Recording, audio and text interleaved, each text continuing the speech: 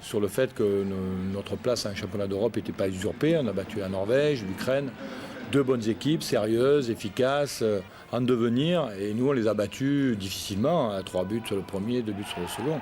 Puis on arrive contre les Allemands. Il ne faut pas oublier que très récemment, au mois d'octobre, les Allemands nous avaient battus 20-12 dans un match de classement de la Supercoupe. Des fêtes historiques. Ouais, des fêtes historiques. J'avais un petit peu rué dans les brancards parce que je trouvais que perdre, pourquoi pas, mais pas par un écart pareil. Donc il y avait eu une petite campagne de presse à ce moment-là. Là, on retrouve les Allemands. Alors, ils ne sont pas au complet, mais nous non plus. Tout le monde le sait maintenant. Et puis, c'est ce déclic, cette équipe qui se prend en main et qui bat l'Allemagne d'une manière dont on n'avait pas fait depuis très longtemps. Et alors, dans ce match, la métamorphose d'un joueur, Jackson Richardson, qui a été comme vous lui demandiez d'être depuis déjà un certain temps. Il était fabuleux. Voilà, c'est vrai que on était tout un tas à penser que Jackson pouvait devenir un joueur complet parce qu'il l'était sporadiquement dans ses différents clubs. Il avait été à Marseille, il l'est en ce moment parfois avec son club allemand. Mais avec nous, il était toujours un petit peu en demi-teinte et que là, on avait vraiment besoin d'un Jackson attaquant. Et donc, contre l'Allemagne, il a été non seulement un Jackson attaquant, mais un Jackson grand attaquant. Il met 8 buts, 8 buts face à l'Allemagne, 30 buts au cours de tout l'Euro. Il finit 10e meilleur buteur. Le cru 2000 du Jackson Richardson est vraiment exceptionnel. Ça annonce très très bien. C'est vrai que, je dirais, la trentaine juste entamée, il est en train de peut-être de se prouver à lui-même et à nous en plus, pour notre plus grand plaisir, qu'il peut devenir le joueur complet que tout le monde subodorait sans qu'on ait pu le vérifier. Vous savez, quand il a été meilleur joueur du monde en 1995, l'entraîneur suédois Bengt Johansson, qui n'est pas n'importe qui, a dit que c'était un déni de justice parce qu'il n'était qu'un défenseur. Et j'ai vu, quand Jackson a été honoré du titre de meilleur joueur de l'Euro, l'entraîneur suédois allait le féliciter sans arrière-pensée, comme en lui disant, à présent, tu es digne de cette distinction. Alors il y a eu beaucoup de joueurs en fait qui se sont révélés ou qui ont très bien tenu leur rôle durant cet Euro. Il y a eu Bertrand Gilles, joueur très polyvalent qui a vraiment explosé. Marc Viberger, vraiment joueur de devoir qui a très bien agi. Bruno Martini qui fait un bon retour. Mais si on doit en sortir vraiment un parmi tous, c'est aussi Patrick Casal, donc qui termine meilleur buteur de l'équipe de France avec 40 réalisations et 3e meilleur buteur du tournoi. Voilà. Bon, c'est dommage pour Patrick qu'il ait raté son dernier match contre l'Espagne parce qu'il aurait pu, avec 3 concrétisations de plus, ou 4, je crois, finir meilleur buteur, ce qui aurait été extraordinaire. Jamais un Français n'a fini meilleur buteur d'une compétition continentale ou planétaire.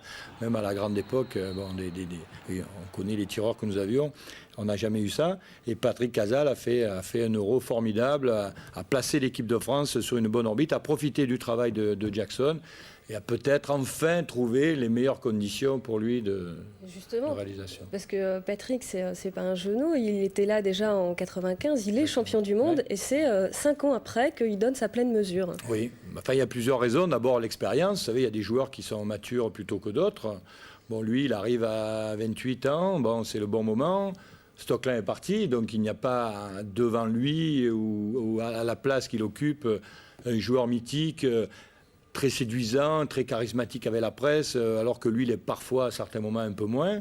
Et donc maintenant, comme on dit au théâtre, il a le rôle-titre et il tient à la perfection ce statut.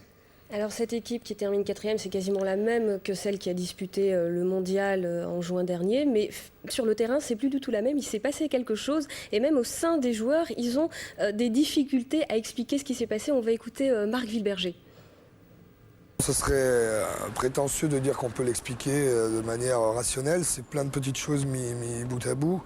C'est plein de petits événements. À mon avis, ça vient aussi des frustrations qu'on peut vivre, parce que la frustration, c'est un des plus grands moteurs que peut avoir un sportif. Donc ça vient petit à petit. Les 2 premiers matchs qu'on a fait n'étaient pas brillants et nous, on en est sortis très contents parce que chacun a vu que l'autre était prêt à donner beaucoup. Chacun s'est senti bien sans être impressionnant. Et puis tout d'un coup, 2 matchs plus tard, on nous trouve magnifiques, beaux, tout le monde nous parle, les autres équipes nous félicitent.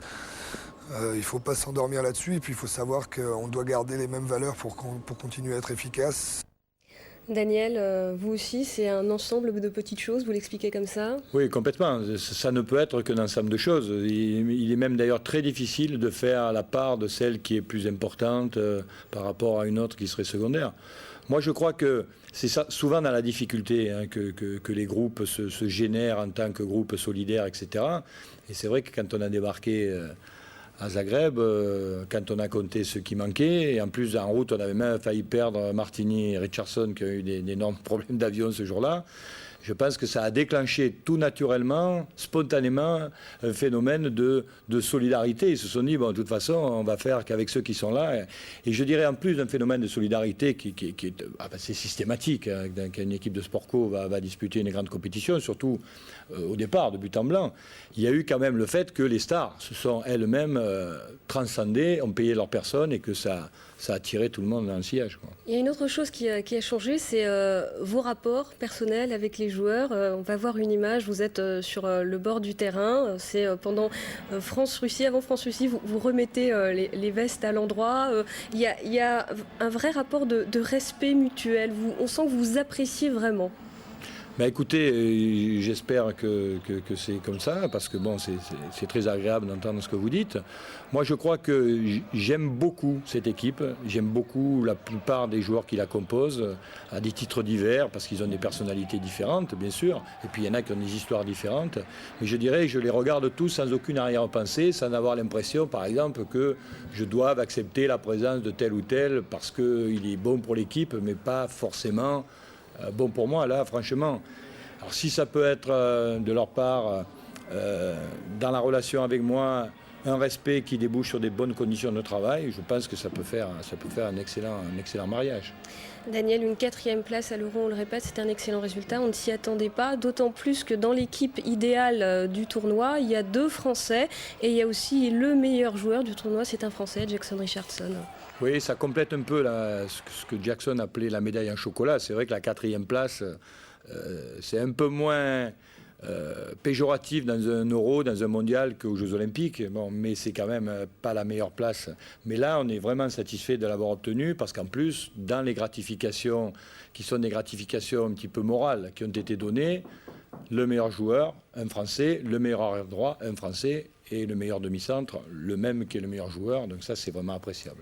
Parlons d'avenir, Daniel, vous allez disputer les Jeux Olympiques. L'équipe de France est aussi qualifiée pour le Mondial 2001, organisé en France.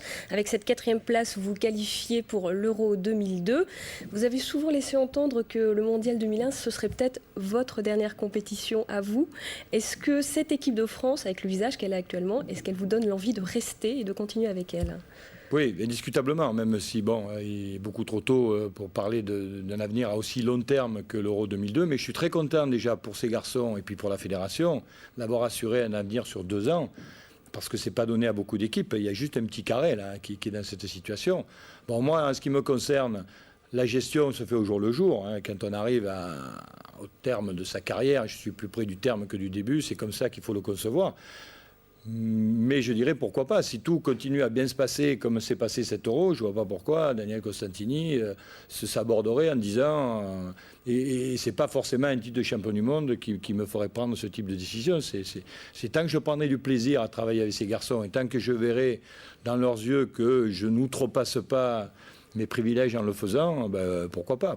Puis je compte sur vous aussi le jour où la goutte d'eau fera déborder le vase pour m'avertir un peu avant.